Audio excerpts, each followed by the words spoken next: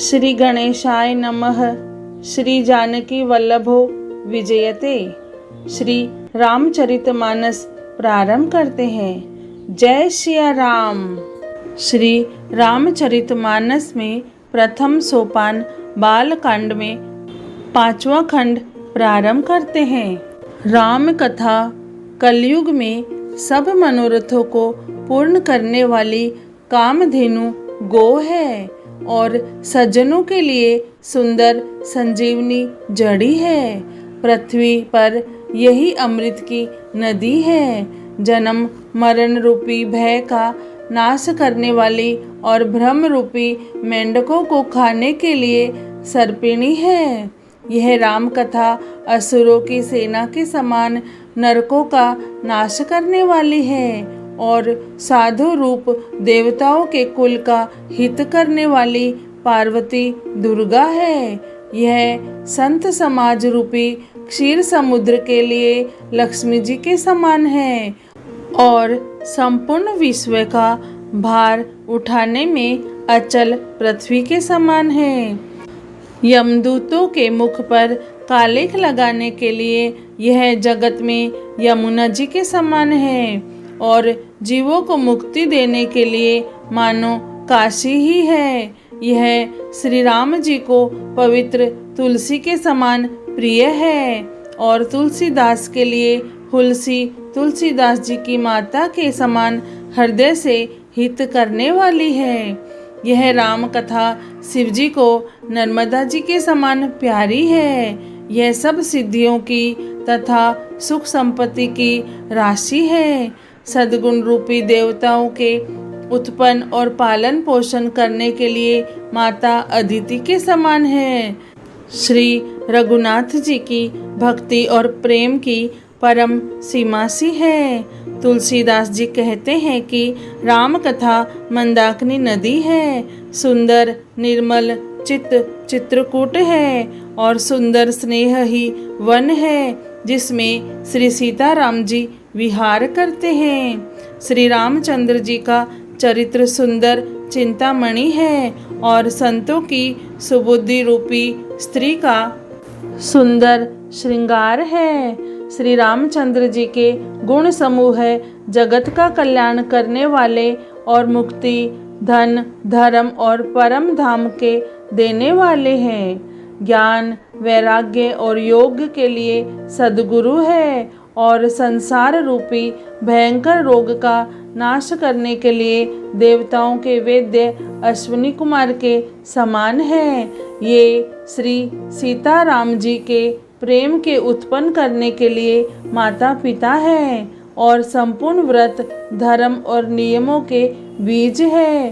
पाप संताप और शोक का नाश करने वाले तथा इस लोक और परलोक के प्रिय पालन करने वाले हैं। विचार ज्ञान रूपी राजा के शूरवीर मंत्री और लोभ रूपी अपार समुद्र के सोखने के लिए अगस्त्य मुनि है।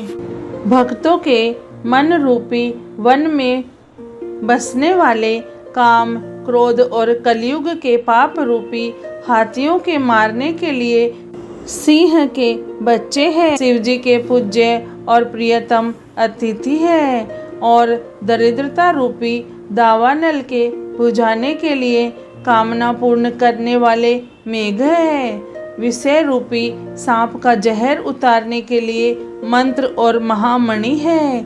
ये ललाट पर लिखे हुए कठिनता से मिटाने वाले बुरे लेखों मंद प्रारब्ध को मिटा देने वाले हैं।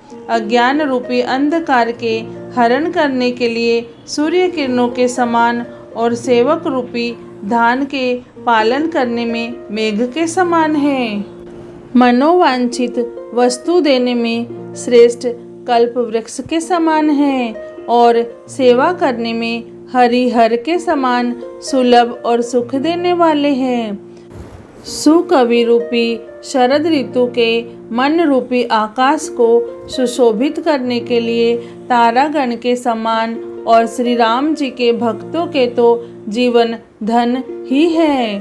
संपूर्ण पुण्यों के फल महान भोगों के समान है। जगत का छल रहित यथार्थ हित करने में साधु संतों के समान है। सेवकों के मन रूपी मान सरोवर के लिए हंस के समान और पवित्र करने में गंगा जी तरंगमालाओं के समान है। श्री राम जी के गुणों के समूह कुमार्ग, कुतर्क, कुचाल और कलयुग के कपट, दंभ और पाखंड के जलाने के लिए वैसे ही है जैसे ईंधन के लिए प्रचंड अग्नि।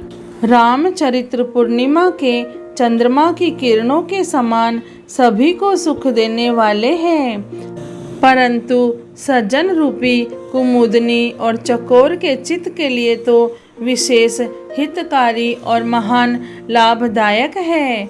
जिस प्रकार श्री पार्वती जी ने श्री शिव जी से प्रश्न किया और जिस प्रकार से श्री शिव जी ने विस्तार से उसका उत्तर कहा, वह सब कारण मैं विचित्र कथा की रचना करके गाकर कहूँगा।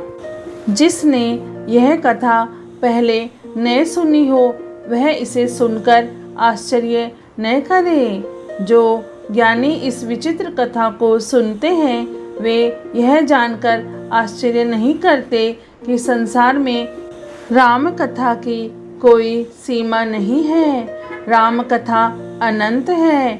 उनके मन में ऐसा विश्वास रहता है नाना प्रकार से श्री रामचंद्र जी के अवतार हुए हैं और 100 करोड़ तथा अपार रामायण है। कल्प भेद के अनुसार श्री हरि के सुंदर चरित्रों को मुनीश्वरों ने अनेकों प्रकार से गाया है।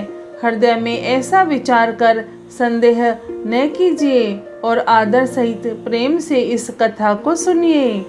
श्री रामचंद्र जी अनंत हैं, उनके गुण भी अनंत हैं और उनकी कथाओं का विस्तार भी असीम है। अतएव जिनके विचार निर्मल हैं वे इस कथा को सुनकर आश्चर्य नहीं मानेंगे। इस प्रकार सब संदेहों को दूर करके और श्री गुरु जी के चरण कमलों की रज को सिर पर धारण करके मैं पुनः हाथ जोड़कर सबकी विनती करता हूँ, जिससे कथा की रचना में कोई दोष स्पर्श न करने पावे। अब मैं आदर पूर्वक श्री शिव जी को सिर नवाकर श्री रामचंद्र जी के गुणों की निर्मल कथा कहता हूँ। श्री हरि के चरणों पर सिर रखकर संवत 1631 में इस कथा का आरंभ करता हूँ। चैत्र मास की 9वीं तिथि मंगलवार को श्री अयोध्या जी में यह चरित्र प्रकाशित हुआ, जिस दिन श्री राम जी का जन्म होता है। वेद कहते हैं कि उस दिन सारे तीर्थ वहाँ श्री अयोध्या जी में चले आते हैं। असुर, नाग, पक्षी, मनुष्य, मुनि और देवता सब अयोध्या जी में आकर श्री रघुनाथ जी की सेवा करते हैं। बुद्धिमान लोग जन्म का महोत्सव मनाते हैं और श्री राम जी की सुंदर कीर्ति का गान करते हैं। सज्जनों के बहुत से समूह उस दिन श्री सरयू जी के पवित्र जल में स्नान करते हैं और हृदय में सुंदर श्याम शरीर श्री रघुनाथ जी का ध्यान करके उनके नाम का जप करते हैं। वेद पुराण कहते हैं कि श्री सरयू जी का दर्शन, स्पर्श, स्नान और जलपान पापों को हरता है। यह नदी बड़ी ही पवित्र है। इसकी महिमा अनंत है, जिसे विमल बुद्धि वाली सरस्वती जी भी नहीं कह सकती। यह शोभायमान अयोध्यापुरी श्री रामचंद्र जी के परम धाम की देने वाली है।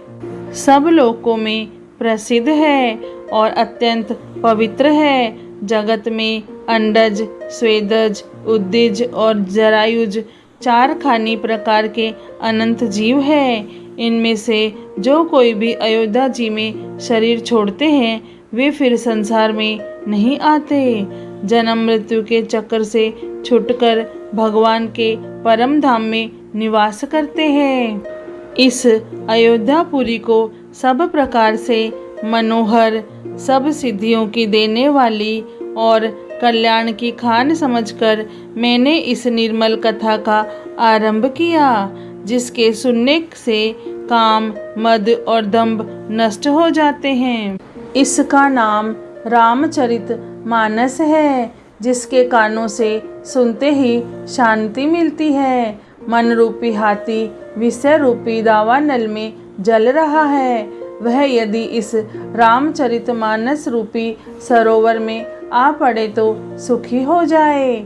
यह रामचरितमानस मुनियों का प्रिय है। इस सुहावने और पवित्र मानस की शिवजी ने रचना की है। यह तीनों प्रकार के दोषों, दुखों और दरिद्रता को तथा कलयुग की कुचालों और सब पापों का नाश करने वाला है। श्री महादेव जी ने इसको रचकर अपने मन में रखा था और सुअवसर पाकर पार्वती जी से कहा। इसी से शिवजी ने इसको अपने हृदय में देखकर और प्रसन्न होकर इसका सुंदर रामचरितमानस नाम रखा। मैं उसी सुख देने वाली सुहावनी राम कथा को कहता हूँ। हे सज्जनों, आदर पूर्वक मन लगाकर इसे सुनिए। यह रामचरितमानस जैसा है, जिस प्रकार बना है और जिस हेतु से जगत में इसका प्रचार हुआ है, अब वही सब कथा मैं श्री उमा महेश्वर का स्मरण करके कहता हूँ। श्री शिवजी की कृपा से उसके हृदय में सुंदर बुद्धि का विकास हुआ, जिससे यह तुलसीदास श्री रामचरितमानस का कवि हुआ। अपनी बुद्धि के अनुसार तो वह इसे मनोहर ही बनाता है, किंतु फिर भी हे सज्जनों, सुंदर चित्त से सुनकर इसे आप सुधार लीजिए। सुंदर सात्विकी बुद्धि भूमि है, हृदय ही उसमें गहरा स्थान है। वेद पुराण समुद्र है और साधु संत मेघ है। वे साधु रूपी मेघ श्री राम जी के सुयस रूपी सुंदर, मधुर, मनोहर और मंगलकारी जल की वर्षा करते हैं। सगुण लीला का जो विस्तार से वर्णन करते हैं, वही राम सुयस रूपी जल की निर्मलता है, जो मल का नाश करती है और जिस प्रेमा भक्ति का वर्णन नहीं किया जा सकता, वही इस जल की मधुरता और सुंदर शीतलता है। वह राम सुयस रूपी जल सत्कर्म रूपी धान के लिए हितकर है और श्री राम जी के भक्तों का तो जीवन ही है। वह पवित्र जल बुद्धि रूपी पृथ्वी पर गिरा और सिमट कर सुहावने कान रूपी मार्ग से चला और मानस हृदय रूपी श्रेष्ठ स्थान में भरकर वहीं स्थिर हो गया। वहीं पुराना होकर सुंदर, रुचिकर, शीतल और सुखदायी हो गया। इस कथा में बुद्धि से विचार कर जो चार अत्यंत सुंदर और उत्तम संवाद भुसंडी गरुड़, शिव पार्वती, याज्ञवल्क्य, भारद्वाज और तुलसीदास और संत रचे हैं, वही इस पवित्र और सुंदर सरोवर के चार मनोहर घाट हैं। 7 कांड की इस मानस सरोवर की सुंदर 7 सीढ़ियां हैं, जिनको ज्ञान रूपी नेत्रों से देखते ही मन प्रसन्न हो जाता है। श्री रघुनाथ जी की निर्गुण प्राकृतिक गुणों से अतीत और निर्बाध एक रस महिमा का जो वर्णन किया जाएगा, वही इस सुंदर जल की अथाह गहराई है। श्री रामचंद्र जी और सीता जी का यश अमृत के समान जल है। इसमें से जो उपमाएं दी गई है, वही तरंगों का मनोहर विलास है। सुंदर चौपाइयाँ ही इसमें घनी फैली हुई पुरीन कमलिनी है और कविता की युक्तियाँ सुंदर मणि मोती उत्पन्न करने वाली सुहावनी सीपियाँ हैं।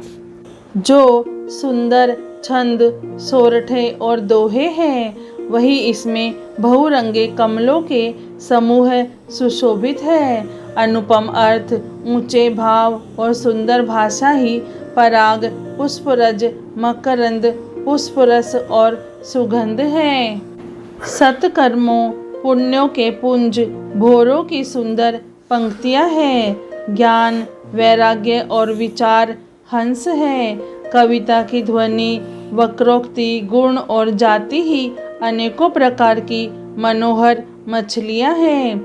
अर्थ, धर्म, काम, मोक्ष, ये चारों ज्ञान विज्ञान का विचार के कहना, काव्य के 9 रस, जप, तप, योग और वैराग्य के प्रसंग, ये सब इस सरोवर के सुंदर जलचर जीव हैं। सुकृति, पुण्य आत्मा जनों के, साधुओं के और श्री राम नाम के गुणों का गान ही विचित्र जल पक्षियों के समान है। संतों की सभा ही इस सरोवर के चारों ओर की अमराई आम की बगीचियां हैं और श्रद्धा वसंत ऋतु के समान कही गई है। नाना प्रकार से भक्ति का निरूपण और क्षमा, दया तथा दम, इंद्रिय निग्रह लताओं के मंडप है।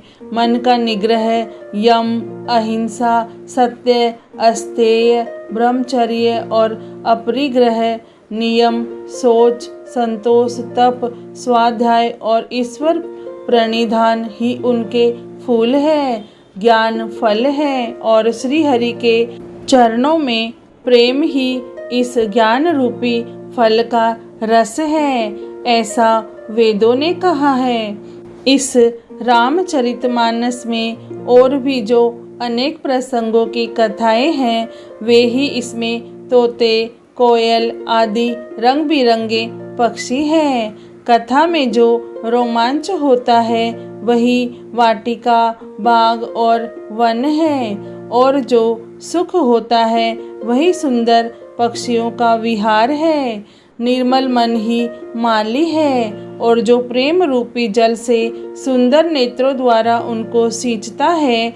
जो लोग इस चरित्र को सावधानी से गाते हैं, वे ही इस तालाब के चतुर रखवाले हैं, और जो स्त्री पुरुष सदा आदर पूर्वक इसे सुनते हैं, वे ही इस सुंदर मानस के अधिकारी उत्तम देवता हैं। जो अति दुष्ट और विषयी है, वे अभागे, बगुले और कोए हैं, जो इस सरोवर के समीप नहीं जाते, क्योंकि यहाँ इस मानस सरोवर में घोंगे, मेंढक और सेवार के समान विषय रस की नाना कथाएं नहीं हैं।